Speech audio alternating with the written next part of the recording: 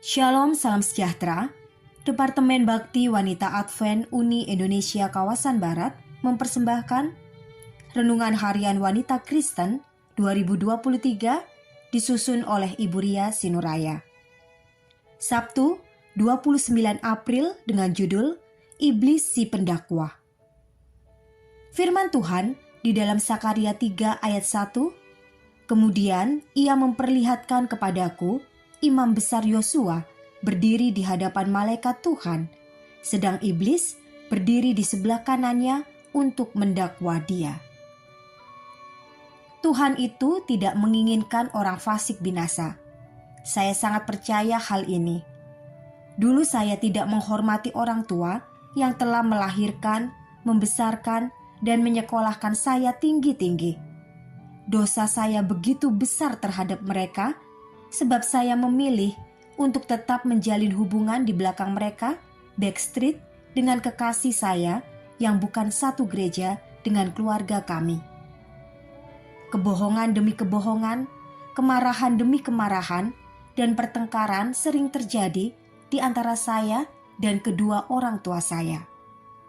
Tapi setiap pukul 12 malam, saya lakukan doa tengah malam hingga lebih dari 1 jam dengan penuh air mata selama 1 bulan, agar Tuhan berikan jalan keluar, sebab saya sangat mengasihi kekasih saya.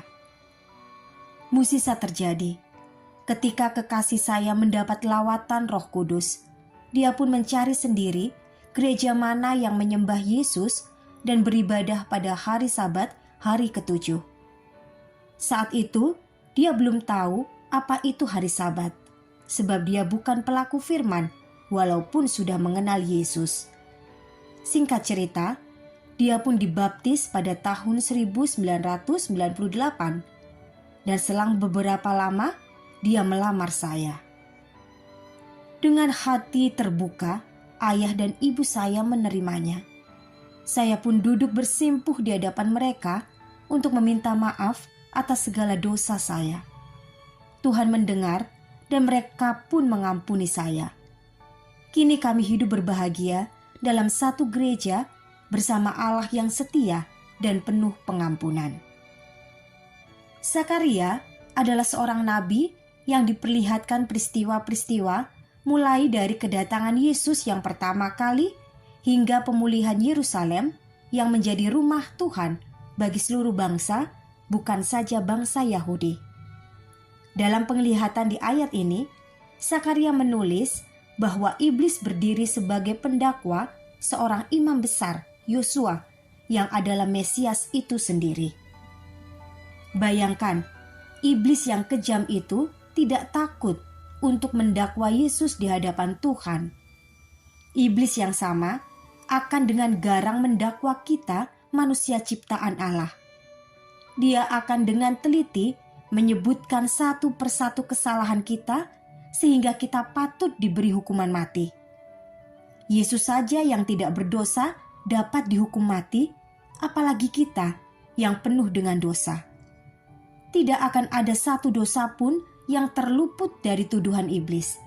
Yang tersembunyi pun akan terbuka.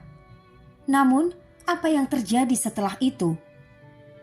Malaikat Tuhan berkata kepada iblis itu, "Tuhan kiranya menghardik engkau, hai iblis. Tuhan yang memilih Yerusalem kiranya menghardik engkau. Bukankah dia ini punting yang telah ditarik dari api?" Ayat ketiga. Artinya, darah Yesus telah memampukan kita agar dibenarkan oleh Allah. Itu hanya dapat terjadi bila kita menerima pengorbanan Kristus. Bila tidak, entah bagaimana kejamnya iblis akan meminta Tuhan memberi hukuman seberat-beratnya kepada orang yang menolak darah Kristus yang kudus itu.